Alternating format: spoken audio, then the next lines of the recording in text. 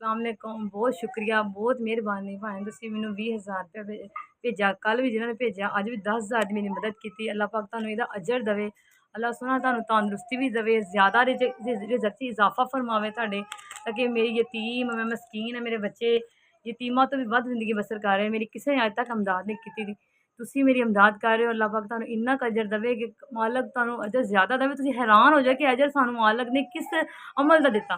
तुसीं जेह्ड़े अमल करदे पे, मालक तुहाडे अमल दा, इस अजर दा अमल तुहानूं जरूर देवे मालक सोहना।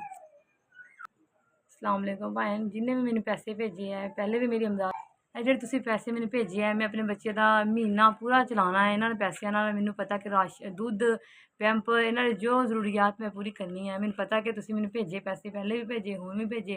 मालक तुहानूं ज़्यादा तंदुरुस्ती वाली लम्मी उमर देवे, और मालक तुहाडे भैन भरावां नूं जिंदगी तुहाडे बच्चेआं नूं तंदुरुस्त देवे, और इन्ना क रिज़क देवे किसी किस्म दी थोड़ ना तुहानूं देवे। मालक तुसीं इस तरह ही भैन भरावां दियां, साडे वर्गियां गरीबां मस्कीनां दी मदद करदे रवो।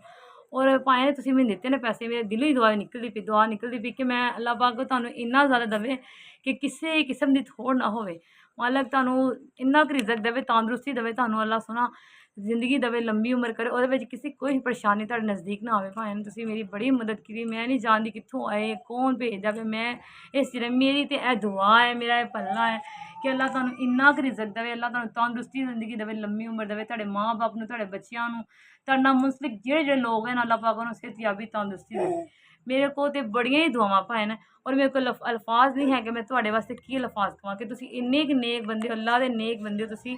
अल्लाह पाक ने तुहाडे जिम्मे एह् कम्म लाया है, ते तुसीं करदे पे हो। भाएं नहीं तो कोई नहीं करदा है अजकल जमाने च। मेरे बच्चे दुद्ध पींदे ने ते मेरे अंदरों भी दुआवां निकलदियां, मेरी आंतरा दुआवां दिंदियां कि मेरे बच्चे दुद्ध पींदे अज भाएं दी बदौलत।